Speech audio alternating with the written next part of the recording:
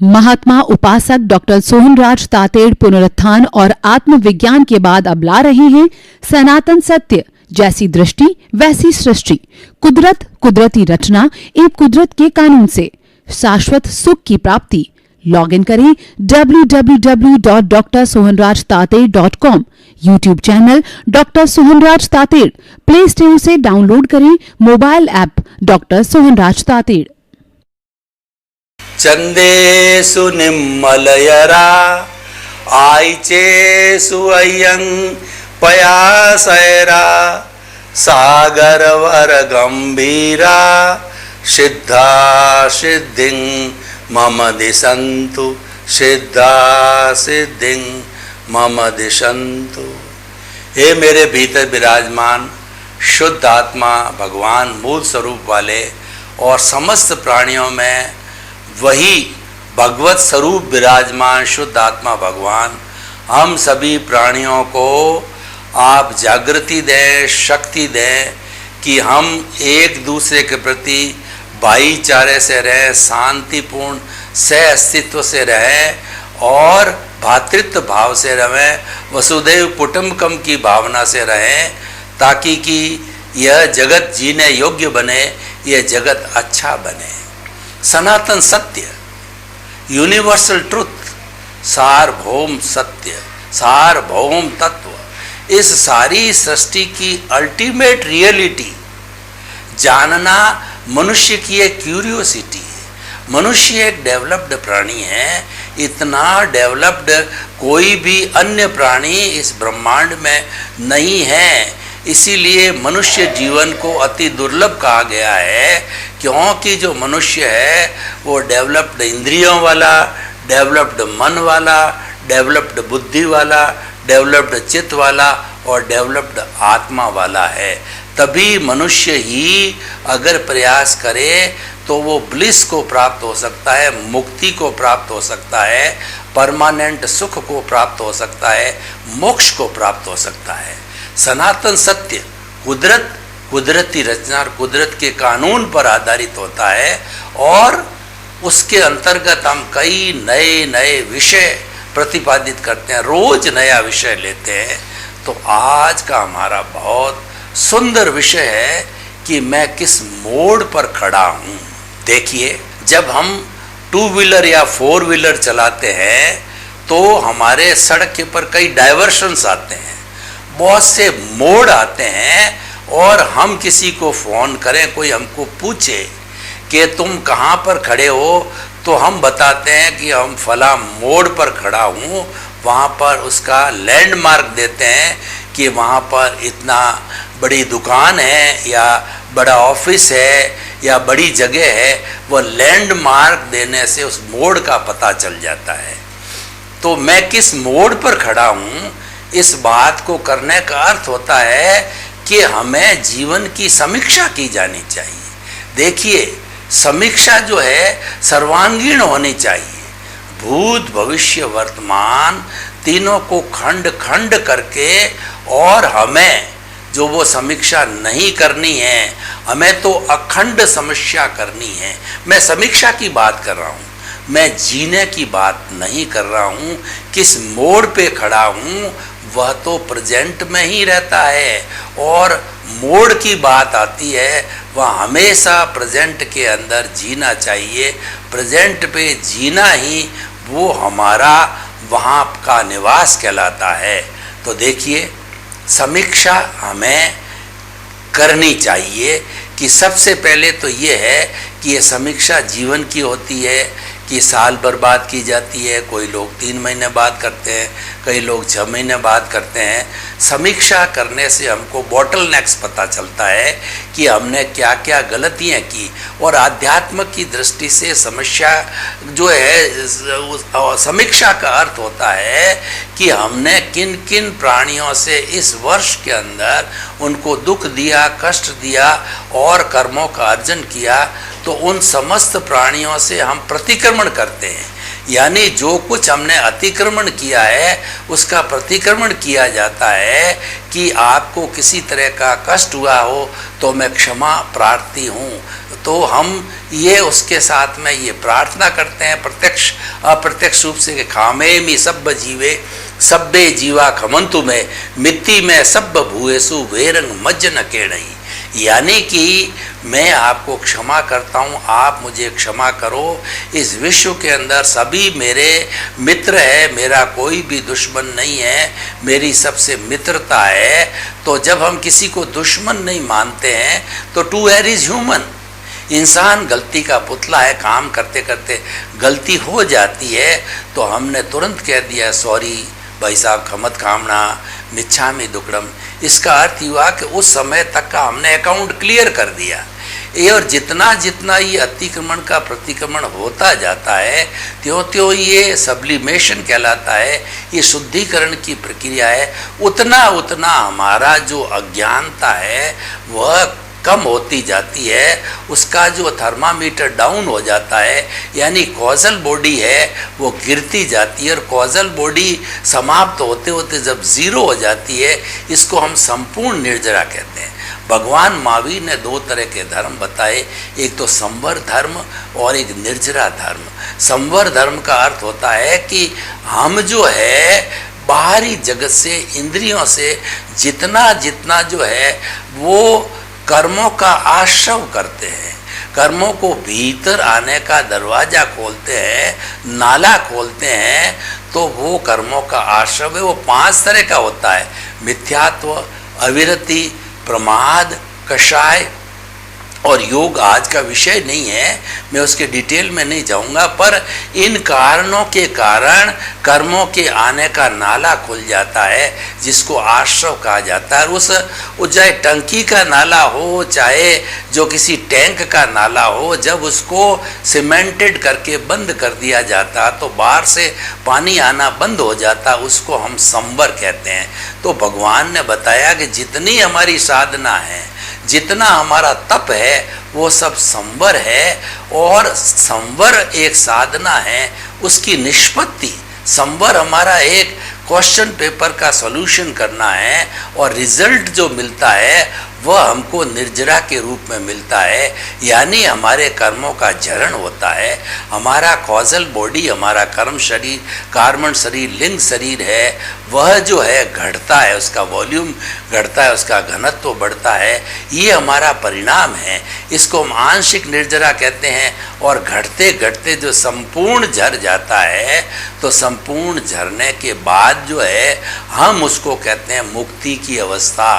हम उसको कहते हैं कि शून्य हो गया, फिर आत्मा सिद्ध बुद्ध मुक्त हो जाती है, वो 14वें गुणस्थान के अंदर चली जाती है।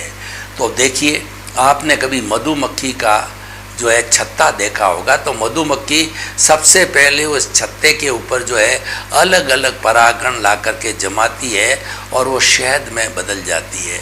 फिर शहद जो है झरने लग जाती है। तो झरते झरते कुछ समय के बाद में शहद जो है कि उस छत्ते में से जो है पूरी शहद निकल जाती है, या जो शहद को लेने वाले निकाल देते हैं। तो फिर पीछे एकदम सूखा हुआ, कभी आपने देखा होगा, एकदम सूखा हुआ छत्ता होता है जिसमें शहद का एक भी बूंद नहीं होती है।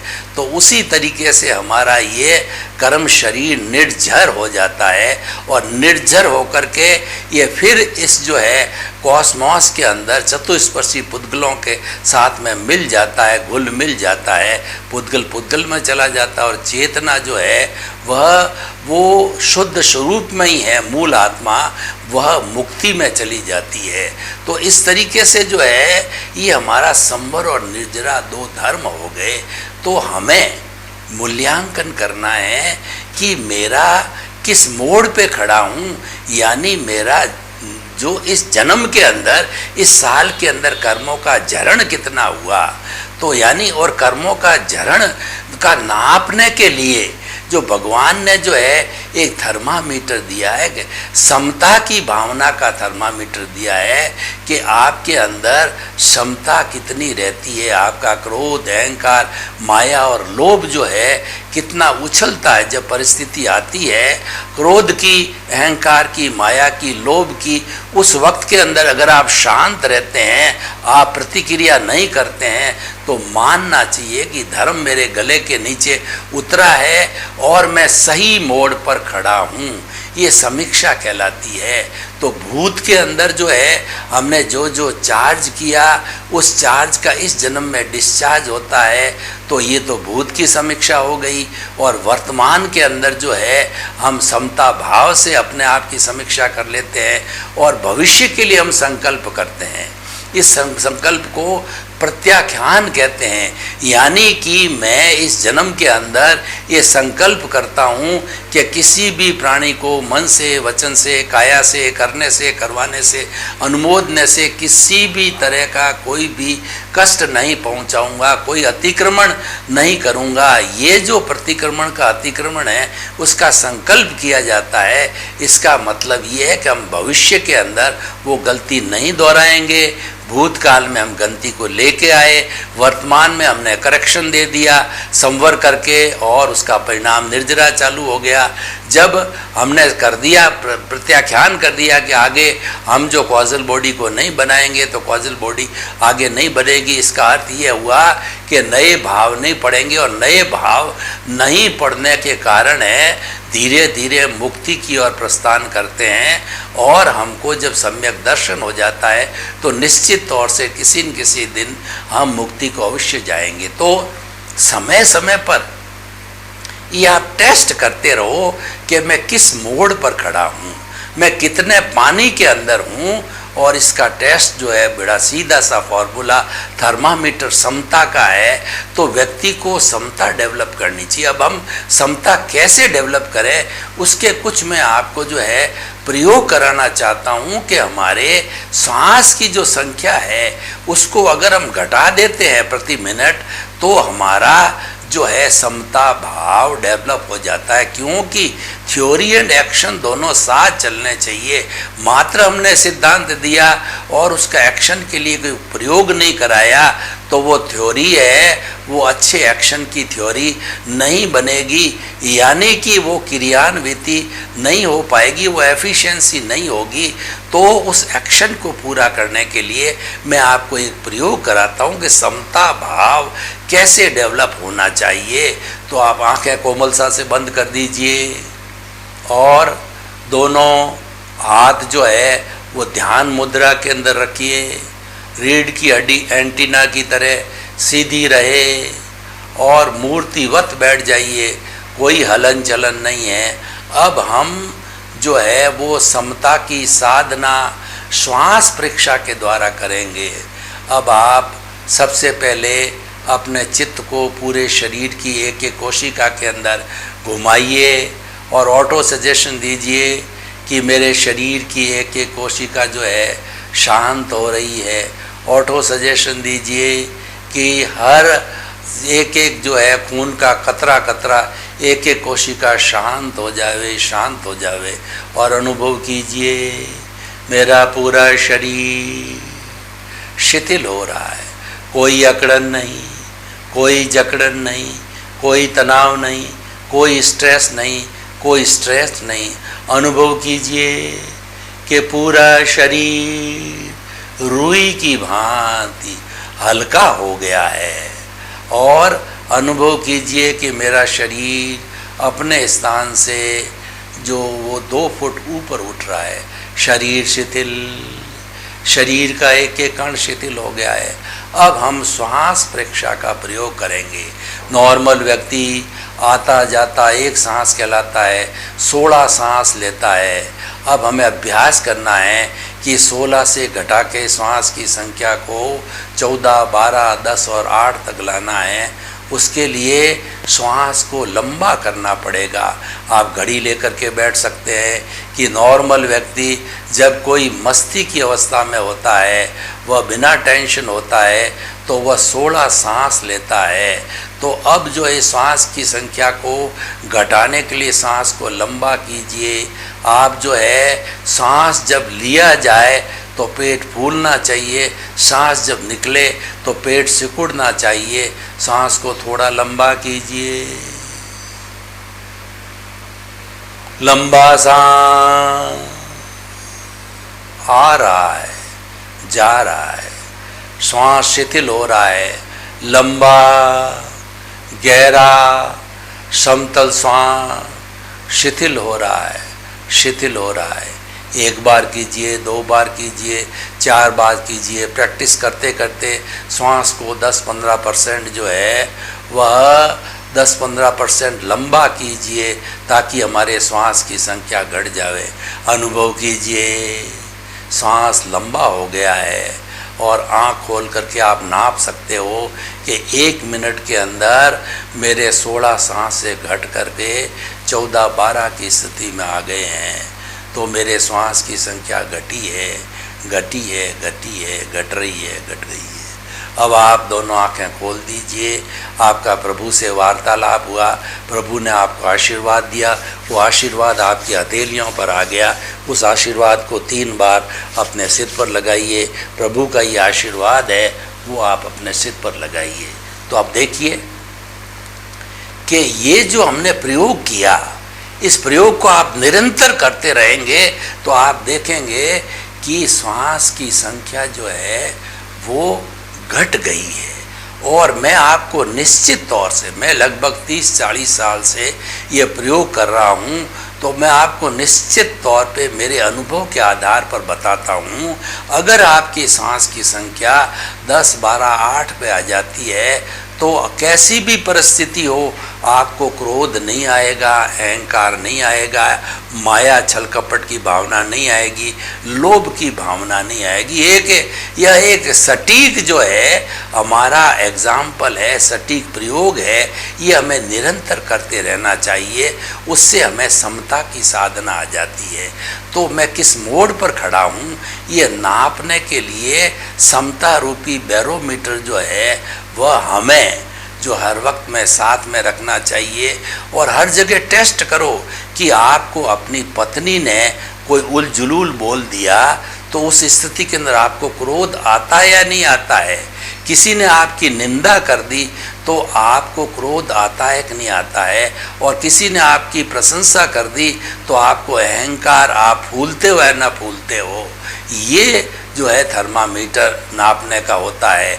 और हम नॉर्मली बिना मतलब जो है किसी भी व्यक्ति के बारे में कोई भी ओपिनियन दे देते हैं, कोई अभिप्राय दे देते हैं, तो ये जो है वो माया कहलाती है। तो आप जो है ये चिंतन कीजिए कि क्या मैं अनावश्यक रूप से किसी की ओपिनियन दे रहा हूँ, किसी के प्रति अभिप्राय दे रहा हूँ, क्योंकि वो अभिप्राय और ओपिनियन देने का मेरे को कोई अधिकार नहीं है, क्योंकि हर प्राणी अपने कर्मों के अधीन जीता है, उसके अंदर मेरा कोई कंट्रीब्यूशन नहीं है।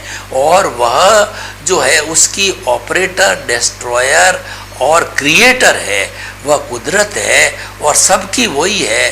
तो मेरे उसमें इंटरफियर करने का अधिकार ही नहीं है, मैं उसमें सक्षम हूँ। लेकिन फिर भी जो है हम ओपिनियन जड़ देते हैं और उससे हमारी माया हो जाती है। और आप लोभ को देखिए कि जो जितने जड़ पदार्थ है उसकी संग्रह की आप में प्रवृत्ति रहती है या नहीं रहती है। ये भी ले लूँ, यह भी ले लूँ, यह भी ले लूँ, आवश्यकता नहीं हो तो भी उसके अतिरिक्त जो है आपको लेने की भावना रहती है, संग्रह की भावना रहती है। इसका मतलब धर्म आपके भीतर नहीं उतरा है। आप में क्रोध की भावना ऐसी की ऐसी है, अहंकार की भावना ऐसी की ऐसी है, माया की भावना वही है, लोभ की भावना वही है। तो इसका मतलब ये है कि आप जो है अभी उसी मोड़ पर खड़े हो जिस मोड़ पर आप जन्मे हो। 50 साल के हो गए, 70 साल के हो गए, और कई बार तो ये हो गया कि हम जो है और मोड़ से गहरे मोड़ में चले गए और जो है हम टेढ़े हो गए, यानी हमने अतिरिक्त जो है कर्मों का सृजन कर दिया, अतिरिक्त हमारी कॉजल बॉडी को बढ़ा दिया। तो भाई और बहनों, ये हमारा सनातन सत्य कार्यक्रम है, ये दृष्टि विज्ञान कहलाता है। यानी हम कुछ नहीं करते, हम तो केवल दृष्टि को बदलते हैं।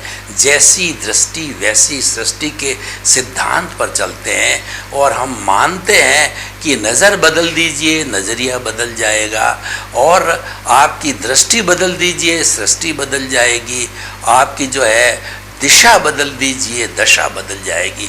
हम आपकी जो गलत दिशा के अंदर आप जा रहे हो उसको सही दिशा के अंदर डालते हैं। आप नेगेटिव थॉट्स में हो तो वहाँ से हटा के आपको पॉजिटिव थॉट्स के अंदर डालते हैं। आप जो है कोई मिसकंडक्ट के अंदर हो तो आपको राइट कॉन्डक्ट में डालते हैं। यानी हम सम्यक दर्शन देते हैं, आपको राइट विज़न देते हैं, उस राइट विज़न से आपको सही दिशा मिलती है। और एक व्यक्ति को जब सही दिशा मिलती है, यानी एक कोई स्टूडेंट है वो पढ़ाई कर रहा है और उसको टीचर जो है एक राइट विज़न दे देता है, एक स्टडी करने का मेथड बता देता है, प्रयोग बता देता है, टेक्निक बता देता है, तो वह थोड़े से कम परिश्रम से भी विद्यार्थी बहुत जल्दी पाठ को तैयार कर लेता है। तो ये टेक्निक अगर हम जीवन के लिए लागू करें, ये हमारा जो सनातन सत्य कार्यक्रम है, ये जीवन विज्ञान, life style, science of living, way of living के ऊपर आधारित है। क्योंकि जो कुदरत हमको ये जो सारा जीवन का जो सेटअप करती है वही हमको लाइफ स्टाइल देती है। तो इससे ये जुड़ी हुई जो है हमारी विधा है, तो हम आपको ये बताना चाहते हैं कि आप जो है अपना मेजरमेंट करते रहिए, समीक्षा करते रहिए कि पारिवारिक लोगों के साथ में मेरा संबंध कैसा रहता है।